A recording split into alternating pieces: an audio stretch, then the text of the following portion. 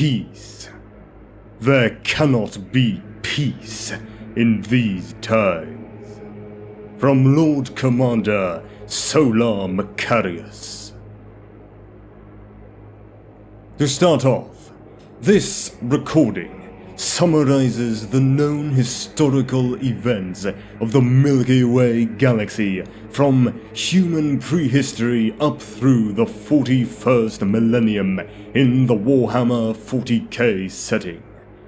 Throughout, comparative reference to present dates will be made with respect to the original imperial calendar used before the birth of the Great Rift. This is the time period in which the perspectives of the Imperium of Man and the Eldari are particularly relevant, and it represents the present time. All dates are given in the format 999.M41, which should be read as the year 40,999 AD in the ancient Gregorian calendar. Knowledge of the long ages of human history has been wreathed in shadow, buried beneath the eons, or simply lost over the expanse of time. Some historians continue to seek knowledge, but their work can be compared to holding a candle against the dark abyss. The historians of the Adeptus Administratum seek, gather, and dutifully collect the history of each planet within the Imperium. Once, perhaps, this was done with purpose. Now, however, it is most often an indiscriminate compilation of data, a process where scribes unthinkingly copy content onto scrolls, preserving complete records in constant fear of missing a single inconsequential letter. The ability, or even desire, to translate what these facts mean in any larger sense is almost entirely absent, found only in a few individuals who are eyed suspiciously, or perhaps punished for their enthusiasm. The largest and most complete collection of such records exists beneath the surface of Terra, where the colossal underholds stretch out of sight. Endless vistas of data scrolls tower upwards like mountains. With flickering candlelight provided by floating servo skulls, processions of curators, scriveners, and ciphers wind through the valleys, attempting to illuminate that which was. Over the years, old truths have been lost to the adjustments and redactions made by revisionists of the Adeptus Ministorum, the Inquisition, and even the High Lords of Terra themselves. I will begin with the known prehistory of the galaxy, beginning with the birth of the Star Gods. The birth of the entities known as the Star Gods occurred at the same time as the moment of creation itself, as they form from the vast insensate energies first unleashed by that churning mass of cataclysmic force. In that anarchic interweaving of matter and energy, the sea of stars began to swirl into existence, and for an eon, the universe was nothing more than hot hydrogen gas and light elemental dust ruled over by the gravitic force of billions of newborn suns. Long before the first planets had formed and cooled, the very first truly self-aware beings emerged into the universe. Their thoughts encased within the lines of force produced by the plasma and electromagnetic flares of the stars themselves. In later times, these entities would become known as the Catan, but early in their existence, they were nothing like the malevolent beings they would eventually become. They were little more than monstrous energy parasites that suckled upon the solar energies of the stars that had brought them into existence, shortening the lives of otherwise main sequence stars by millions of standard years. In time, these star vampires learned to move on the diaphanous wings of the universe's electromagnetic flux, leaving their birthplaces to drift through the cosmic ether to new stellar feeding grounds and begin their cycle of stellar destruction once more. Beings of pure energy, they paid no mind to the hunks of solid matter they pass in the vacuum of space. The blazing geothermal fires and weak geomagnetic fields of these nascent planets insufficient to be worth feeding even their ravenous hunger.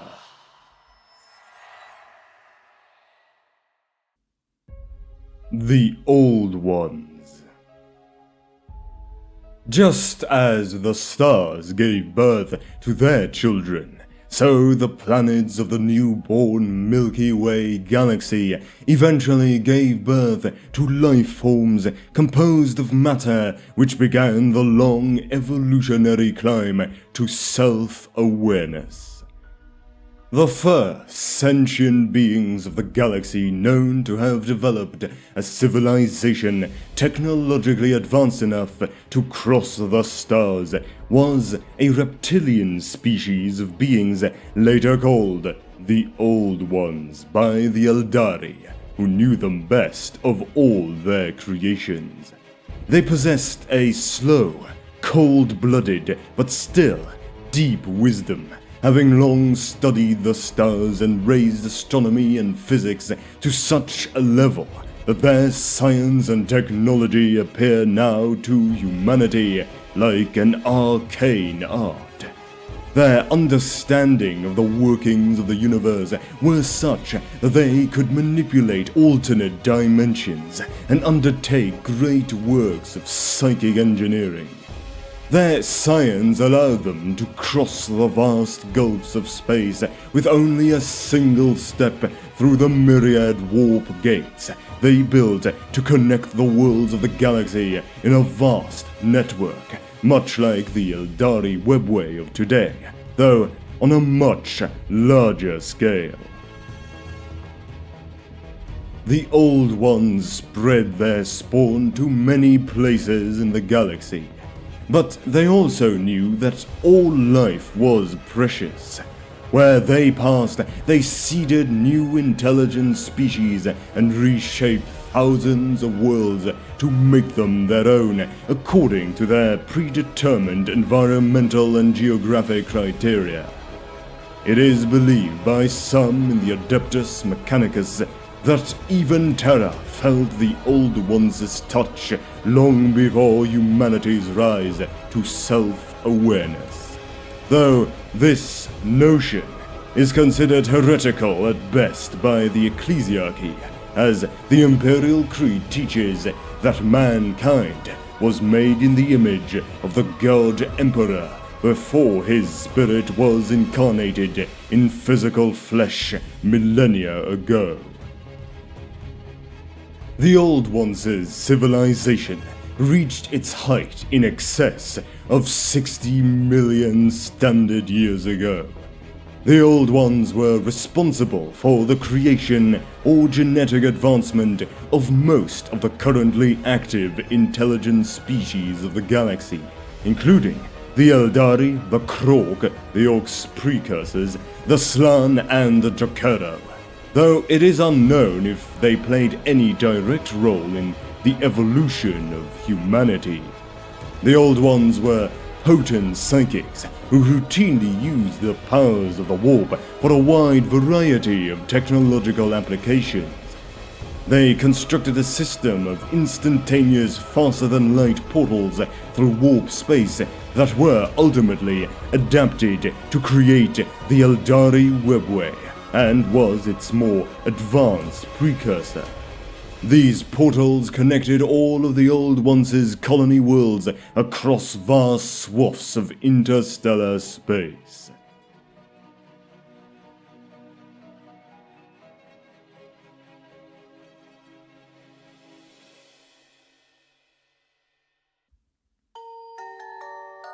The Necrontyr and the Wars of Secession.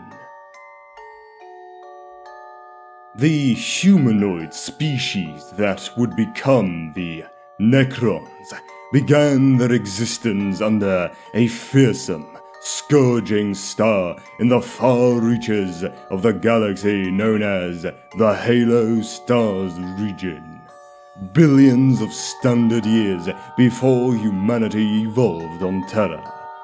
Assailed at every moment by ionizing solar winds and intense radiation storms, the flesh and blood species known as the Necrontyr became a morbid people whose precarious lifespans were riven by constant loss. What little information the Imperium of Man has recovered on the Necrontyr tells that their lives were short and uncertain, their bodies blighted and consumed at an early age by the terrible cancers and other illnesses linked to the high levels of ionizing radiation given off by their sun. Necrontyr cities were built in anticipation of their inhabitants' early demise, as the living were only brief residents scratching their daily livelihoods in the shadow of the vast sepulchres and tombs of their ancestors. Likewise, their ruling dynasties were founded on the anticipation of demise, and the living were thought of as no more than temporary residents hurrying through the more permanent and lasting structures raised to honor the dead. On the Necrontyr homeworld, the greatest monuments were always built for the dead, never the living. Driven by necessity, the Necrontyr escaped their crucible prison and struck out for the stars, hopeful of carving an empire in which they could realize their species' potential free from the lethal energies of their birth star. Unable to find peace on their own world, the Necrontyr blindly groped outward into the universe to explore other stars, using stasis crypts and slow-moving antimatter-powered torch ships that were clad in the living metal known as necrodermis. To resist the millennia-long journeys through the void, the Necrontyr began to colonize distant worlds. Little by little, the Necrontyr dynasty spread ever further, until much of the ancient Milky Way galaxy answered to their rule. From the earliest days, the rulers of individual Necrontyr dynasties were themselves governed by the Triarch, a council composed of 3 pharaohs. The head of the Triarch was known as the Silent King, for he addressed his subjects only through the other 2 pharaohs who ruled alongside him. Nominally a hereditary position, the uncertain lifespans of the Necrontyr ensured that the title of Silent King nonetheless passed from one royal dynasty to another many times. The final days of the Necrontyr Empire occurred in the reign of Zarek, the last of the Silent Kings. Sometime during their slow expansion, the Necrontyr encountered an ancient species, far older than any other in existence in the known galaxy. Collectively, These beings were known as the Old Ones, and they were absolute masters of forms of energy the Necrontyr could not even conceive of, yet alone wield. The Old Ones had long ago conquered the secrets of immortality, yet they refused to share the gift of eternal life with the Necrontyr, who yet bore the curse of the bitter star they had been born under. The colonization of much of the galaxy by the reptilian mystics had been immeasurably swifter and more expansive than that of the Necrontyr because of their warp gates and mastery of the Imperium. That, and the Old Ones' incredibly long, if not downright immortal lifespans, kindled a burning, jealous rage in the Necrontyr, which ate at their culture spiritually, as much as their physical cancers consume their bodies. The Necrontyr were astonished to learn that another intelligent species enjoyed such long lives, while their own were cut so brutally short. But as time wore on, further strife came to the Necrontyr. Each dynasty of the Necrontyr sought to claim its own destiny, and soon the great houses were engaged in all-out conflicts known as the Wars of Secession. Had circumstances remained as they were for but a generation more, it is possible that they would have wiped themselves out, as so many species had before them and shall do in the future.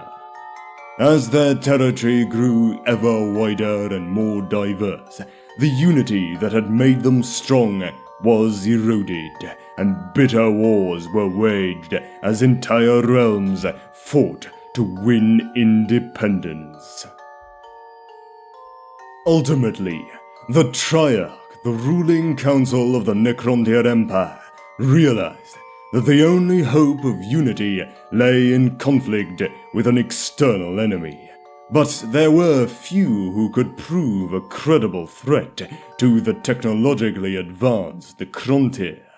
Only the Old Ones, the first of all the galaxy's known sentient species, were a prospective foe powerful enough to bind the feuding Necrontyr dynasties to a common cause. Such a war was simplicity itself to justify, for the Necrontyr had ever rankled the Old Ones' refusal to share the secrets of eternal life. So did the Triarch declare war on the Old Ones. At the same time, they offered amnesty to any secessionist Necrontyr dynasties who willingly returned to the fold of the Triarch. Thus, lured by the spoils of victory and the promise of immortality, the separatist Necrontyr realms abandoned their wars of secession, and what was later known as the War in Heaven began. It was the last of the Silent Kings who headed the Triarch of the Necrontyr Empire, Jarek, who formulated the plan that would change everything forever and have consequences that would echo through the history of the galaxy for countless millions of Terran years.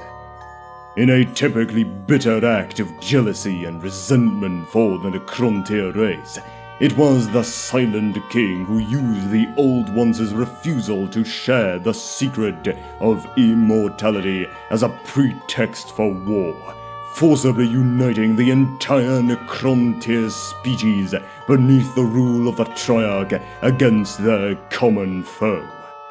War erupted across the stars, yet while the Silent King succeeded in uniting his hateful people, it was a war the Necrontyr could not win.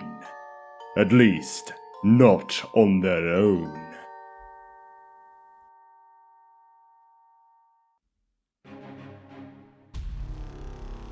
The War in Heaven. The terrible wars between the Old Ones and the Necrontyr that followed, known later in Eldari myth as the War in Heaven, would fill a library in their own right. But the Necrontyr could never win.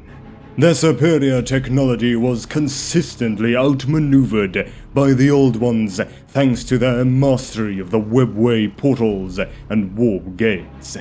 The Necrontyr were pushed back until they were little more than an irritation to the Old Ones' dominance of the galaxy, a quiescent threat clinging to their irradiated world among the halo stars, exiled and forgotten. The Necrontyr's fury was cooled by their long millennia of imprisonment on their home world, slowly transforming into an utter hatred towards all other forms of intelligent life and an implacable determination to avenge themselves upon their seemingly invincible enemies. But in the face of defeat, the always fragile unity of the Necrontyr began to fracture once more. No longer did the prospect of a common enemy have any hold over the disparate dynasties. Scores of generations had now lived and died in the service of an unwinnable war, and many of them would have gladly sued for peace with the Old Ones if the ruling Triarch had permitted it. Thus began the second iteration of the Wars of Secession, more widespread and ruinous than any that had come before. So fractured had they become by then that had the Old Ones been so inclined, they could have wiped out their foes with ease. Faced with the total collapse of their rule, the Triarchs searched desperately for a means of restoring order. In this, their prayers were answered, though the price for their species would be incalculably high. It was during the reign of the Silent King Jarek that the godlike energy beings known as the Catan first blighted the Necrontyr.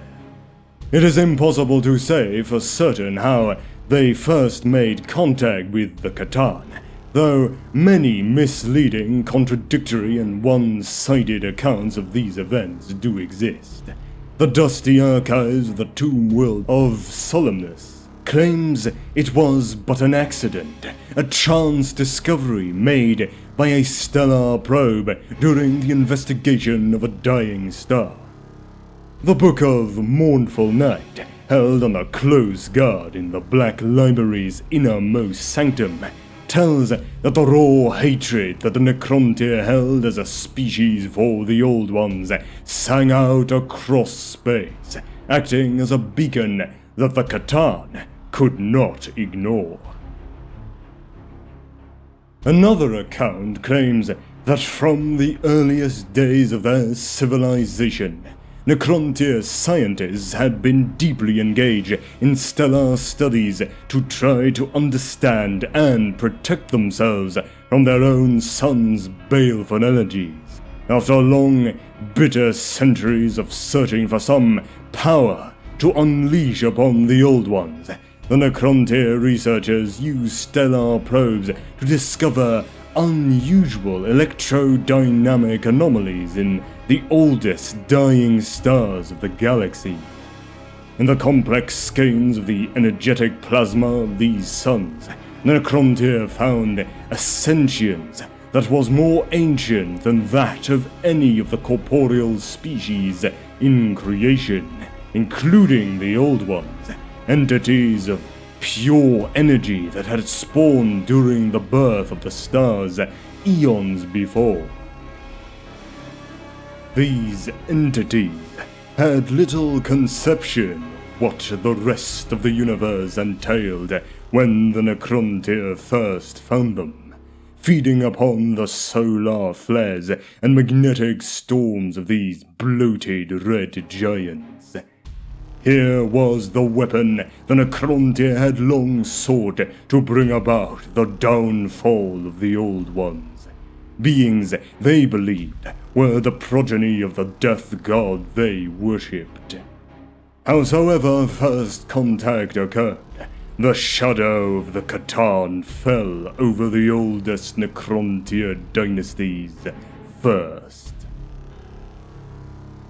The power of these star-born creatures was incredible. The raw energy of the stars made animate, and the Necrontyr called them the Catan, or star gods in their own tongue.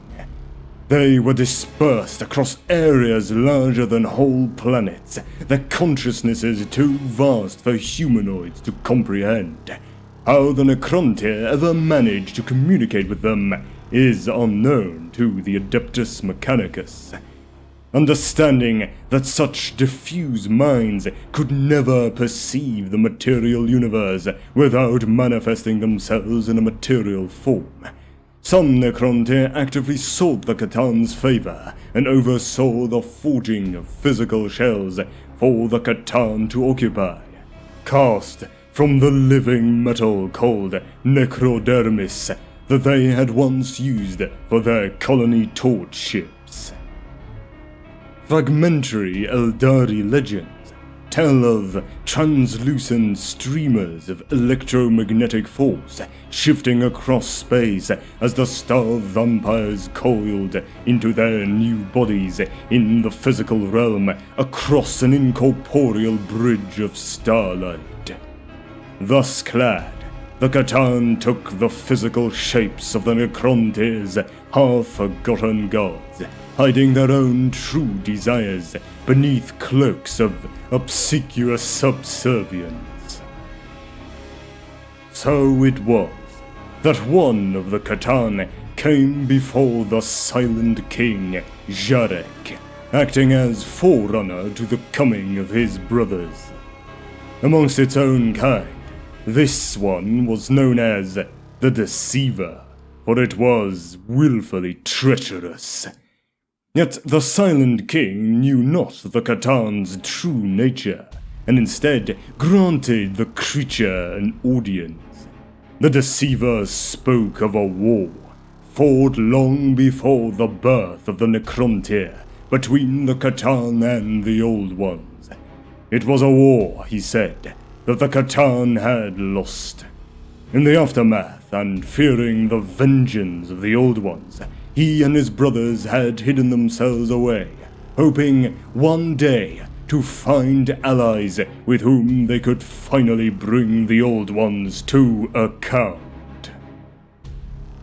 In return for this aid, the Deceiver assured he and his brothers would deliver everything that the Necrontyr craved.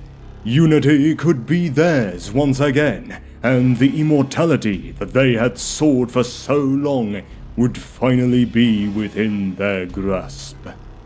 No price would there be for these great gifts, the Deceiver insisted, for they were but boons to be bestowed upon valued allies.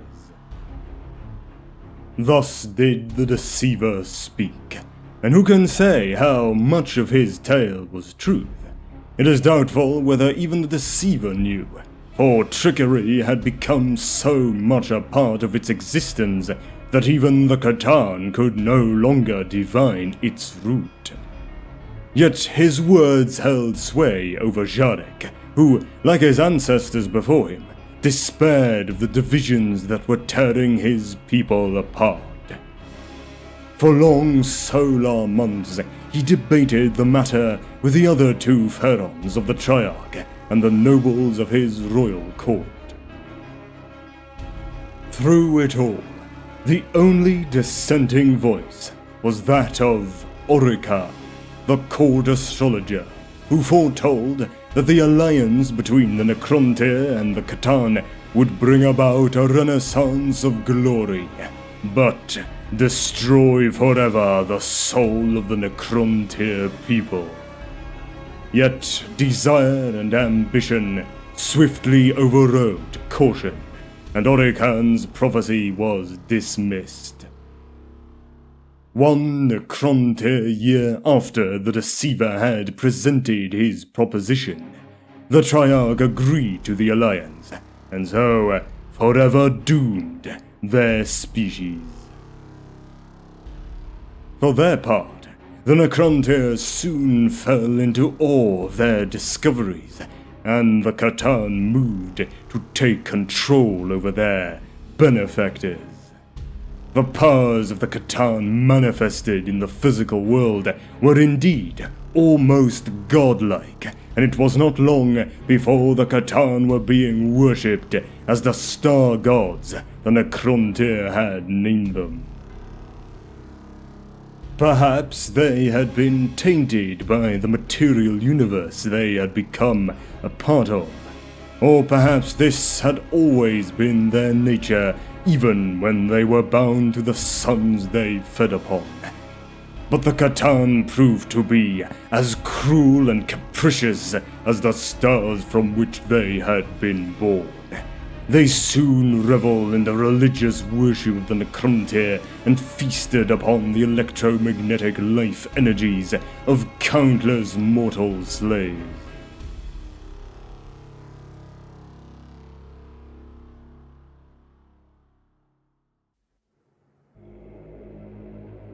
The rise of the Necrons. When the Silent King saw what had been done, he knew at last the true nature of the C'tan and of the doom they had wrought in his name. An excerpt from the Book of Mournful Night. Armed with weapons of god-like power, and starships that could cross the galaxy in the blink of an eye through the use of quantum phase technology, the Necrontyr stood ready to begin their war against the Old Ones anew. But the C'tan had another gift for their mortal subjects. They offer them a path to immortality, and the physical stability their species had always craved. Their diseased flesh would be replaced with the living metal of necrodermis that made up their star god's own physical forms. Their discarded organic husks would be consumed, and their cold metal forms would then be free to pursue their great vengeance against the Old Ones and the rest of the hateful universe, freed forever from the weaknesses of their hated flesh. With their pact sealed, the star gods revealed the form that immortality would take for the Necrontyr, and the great biotransference process began. Colossal biofurnaces built by Necrontyr artifice at the direction of the C'tan roared day and night, consuming weak-bodied flesh and replacing it with enduring machine forms of living metal, much like the C'tan themselves. As the Cyclopean machines clamored, they swarmed about the biotransference sites, drinking in the torrent of cast-off life energy and growing ever stronger. Whether the Necrontyr actually realized the price they would actually pay for accepting this pact is not known. The immortality the star gods promised would be delivered unto them by way of the arcane and terrible process of biotransference. Vast bio-foundries were constructed, and into these the Silent King's peoples marched according to the terms of the pact he had made with them. What blasphemous procedures the Necrontyr were subjected to within the raging bio-furnaces cannot be known, but certainly each was stripped of flesh and of soul, their body replaced by a shell of living metal animated by what remained of their guttering self. Above each furnace swooped and dove the ethereal true forms of the Catan as they glutted themselves on the spiritual and electromagnetic detritus of an entire species. It was only when the Silent King himself emerged from the biotransference process and looked upon what had become of his people that he saw the awful truth of the pact he had made. Though immortality and nigh godlike strength and vigor were his, it had come at the cost of his soul, the effluvial remains of which had already been sucked down the gullet of a circling Catan. As Jarek watched them feast on the life essence of his people, he realized the terrible depth of his mistake. In many ways, he felt better than he had in decades, the countless aches and uncertainties of organic life now behind him. His new machine body was far mightier than the frail form he had tolerated for so long, and his thoughts were swifter and clearer than they had ever been. Yet there was an emptiness gnawing at his mind, an inexpressible hollowness of spirit that defied rational explanation. In that moment, he knew with cold certainty that the price of physical immortality had been the loss of his soul. With great sorrow, the Silent King beheld the fate he had brought upon his people. The Necrontyr were now but a memory, and the soulless, undying Necrons had been reborn in their place. Yet, if the price had been steep, biotransference had fulfilled all of the promises that the Catan had made. Even the lowliest of the Necrontyr was now blessed with immortality. Age and hard ionizing radiation could little erode their new mechanical bodies, and only the most terrible of injuries could destroy them utterly. Likewise, the Necrons now enjoyed a unity that the Necrontyr had never known, though it was achieved through tyranny and the complete loss of individuality and emotion rather than by consent. The biotransference process had embedded command protocols in every Necron mind, granting Jarek the unswerving loyalty of his subjects. At first, the Silent King embraced this unanimity, for it was a welcome reprieve from the chaos that had consumed his empire in recent years. However, as time wore on, he grew weary of his burden, but dared not sever the command protocols, lest his subjects turn on him, seeking vengeance for the terrible curse he had visited upon them. And thus they became the Necrons, cursed to the eternal servitude of their star gods. The Catan feasted upon the entire Necrontyr race's life energies even as they made the biotransfers, leaving behind only the ghostly echoes of their consciousnesses. Only a few of the most strong-willed of them retained their intellect and self-awareness, and even they were but shadows of their former selves. They had been purged of so much of what had made them unique individuals. But unlike the Silent King, most of the Necrons at first cared not at all for their loss. All that mattered to them was that they would live forever without disease or death, as their star gods had promised. Nevertheless, their species was as united as ever. The process imbued in every one of the Silent King's subjects the command protocols with which he would rule over them with an iron hand. The entire species was his to command, and so it fell upon the Necrons to honor their side of their terrible bargain.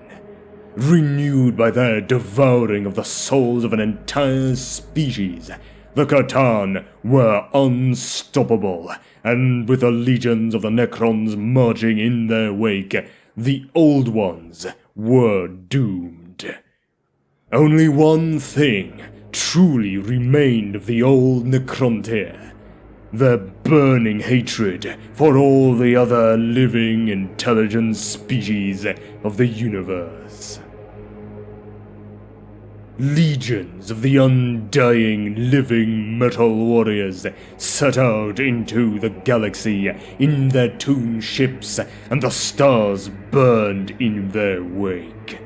The Old One's mastery of the warp was now countered by the C'tan's supremacy over the physical universe, and the ancient enemies of the Necrons suffered greatly in the interstellar slaughter that followed. Necrons Ascendant. With the C'tan and the Necrons fighting as one, the Old Ones were now doomed to defeat. Glutted on the life force of the Necrontyr, the empowered C'tan were nigh unstoppable and unleashed forces beyond comprehension. Planets were raised, suns extinguished, and whole star systems devoured by black holes called into being by the reality-warping powers of the star gods. Necron legions finally breach the webway and assail the Old Ones in every corner of the galaxy. They brought under siege the fortresses of the Old Ones' many allies amongst the younger intelligent species of the galaxy, harvesting the life force of the defenders to feed their voracious C'tan masters. In the closing years of the War in Heaven, one of the primary factors that led to the Necrons' ascendancy was their ability to finally gain access to the Old One's webway. The C'tan, known as Niadrajath, the Burning One, had long desired to carry his eldritch fires into that space beyond space, and so showed them how to breach its boundaries. Through a series of living stone portals known as the Dolmen Gates, the Necrons were finally able to turn the Old Ones' greatest weapon against them, vastly accelerating the ultimate end of the War in Heaven. The portals offered by the Dolmen Gates are neither so stable nor so controllable as the naturally occurring entrances to the webway scattered across the galaxy. Indeed, in some curious fashion, the webway can detect when its environs have been breached by a Dolmen Gate, and its arcane mechanisms swiftly attempt to seal off the infected spur from the rest of the labyrinth dimension until the danger to its integrity has passed. Thus, Necrons entering the webway must reach their intended destination through its shifting extra-dimensional corridors quickly, lest the network itself bring about their destruction. Of course, in the present age, Eons have passed since the Necrons used the Dolmen Gates to assault their arch-enemies. The Old Ones are gone, and the webway itself has become a tangled and broken labyrinth. Many Dolmen Gates were lost or abandoned during the time of the Necrons' Great Sleep, and many more were destroyed by the Eldari, the Old Ones' successors, as the guardians of the webway. Those that remain grant access to but a small portion of the immense maze that is the webway, much of that voluntarily sealed off by the Eldari to prevent further contamination. Yet the webway is immeasurably vast, and even these sundered skeins allow the Necrons a mode of travel that far outpaces those of the younger races. It is well that this is so. As a species bereft of psyches as a result of the loss of their souls during the biotransference process, they are also incapable of warp travel, and without access to the webway, they would be forced to rely once more on slow voyaging stasis ships, dooming them to interstellar isolation. In the wake of these victories, the C'tan and their undying servants now dominated the galaxy. The last planetary bastions of the Old Ones were besieged, and the intelligent species they had once nurtured became cattle for the obscene hunger of the star gods.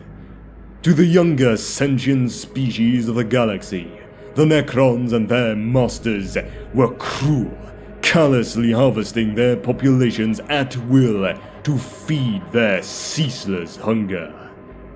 The C'tan were figures of terror who demanded their adoration and fear in equal measure. For unknown reasons, but probably because their individual hungers for mortal life energies knew no bounds, the C'tan ultimately began to fight amongst themselves, for both sport and out of spite, as they unleashed destructive forces beyond mortal comprehension. Among the Eldari, an ancient myth holds that their laughing god tricked the star god known as the Outsider into turning on its brothers and beginning their long war for ascendancy. In the course of their struggle against one another, whole planets were razed, stars were extinguished, and whole solar systems were devoured by unleashed black holes. New cities were built by the efforts of millions, and then smashed down once more. As the red harvests of the C'tan and their Necron servants grew thin, star gods eventually devoured themselves, until only a few were left in the universe, and they competed amongst themselves for a long, long time. Eventually, even the Old Ones, who had once been defined by their patience and unstoppable will, became desperate in the face of the Necron assault. They used their great scientific skills to genetically engineer intelligent beings with an even stronger psychic link to the warp, hoping to create servants with the capability of channeling psychic power to defend themselves. They nurtured many potential warrior species, among which are believed to be the earliest members of the Eldari species and many other Xenos races, including the Rashan, the Canib, the Krog, and many others. Millennia passed as the Old Ones' creations and experiments finally bore fruit, even as the C'tan and their Necron servants continued to extinguish life across the galaxy. The tide turns. The Old Ones as psychically empowered servant species spread across the galaxy, battling the advanced Necron technology with the psychic power of their warp-spawn sorcery. Facing this new onslaught, the C'tan's empire was shattered, as the psychic forces of the Imperium were anathema to soulless entities whose existence was wholly contained within purely physical patterns of electromagnetic force. For all the destruction they could unleash, they were unable to stop the Old Ones and the younger races' relentless advance across the stars. The Star Gods, unified by this great threat for the first time in millions of Terran years, sought a way to defeat the soul-fueled energies of the younger species. They initiated a great warding, a plan to forever defeat the psychic sorceries of the Old Ones by sealing off the material universe from the warp. A plan whose fruits could once be found on the imperial fortress world of Cadia, in the form of the great pylons that litter the surface of that world in intricate networks and create the area of space-time stability near the Eye of Terror known as the Cadian Gate. With their god-like powers, it was only a matter of time until the C'tan succeeded and their greatest work began. But before it was complete, the seeds of destruction the Old Ones had planted millennia before brought about an unforeseen cataclysm. The growing pains and collective psychic flaws of the younger species threw the untapped, psychically reactive energies of the Imperium into disorder. War, pain, and destruction were mirrored in the bottomless depth of the sea of souls that was the warp. The maelstrom of souls unleashed into the Imperium by the carnage of the war in heaven coalesced in the previously formless energies of the warp. Older entities that had existed within the Imperium transformed into terrifying psychic predators, tearing at the souls of vulnerable psychers as their own environment was torn apart and reforged into the realm of chaos.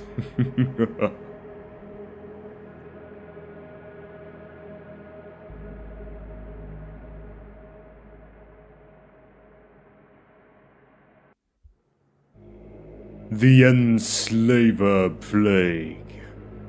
The denizens of the warp clustered voraciously at the cracks between the Imperium and the material universe, seeking new ways to enter the physical realm. The Old Ones brought forth new, genetically engineered warrior species to defend their last strongholds, including the technology-mimicking Jacaro and the formidable, green-skinned Krork, who were the ancestors of the present-day Orcs. But it was already too late. The Old Ones' intergalactic webway network was breached from the Monasterium and lost to them. Several of their warp gates were destroyed by their own hands to prevent the entities of the warp from spreading to uncorrupted worlds, and their greatest works and places of power were overrun by the horrors their own creations had unleashed. The most terrifying of these horrors were the enslavers, warp entities whose ability to dominate the minds of the younger species and create their own portals into the material realm using transmuted, possessed psykers brought them forth in ever greater numbers.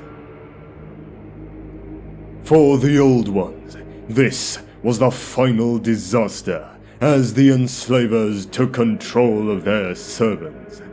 The Pandora's box, unleashed by the creation of the younger species, finally scattered the last of them and broke their power over the galaxy once and for all. Life had stood at the edge of an apocalypse during the War in Heaven. Now, as the enslavers breached the Imperium in epidemic proportions, the survivors looked doomed. Ultimately, beset by the implacable onset of the Catan and the calamitous warp-spawned perils they had themselves mistakenly unleashed, the Old Ones were defeated, scattered, and finally destroyed.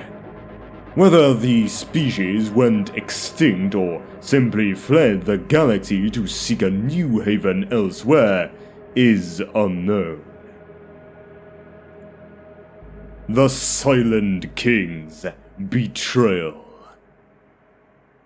Throughout the final stages of the War in Heaven, Jarek bided his time, waiting for the moment in which the Catan would prove vulnerable.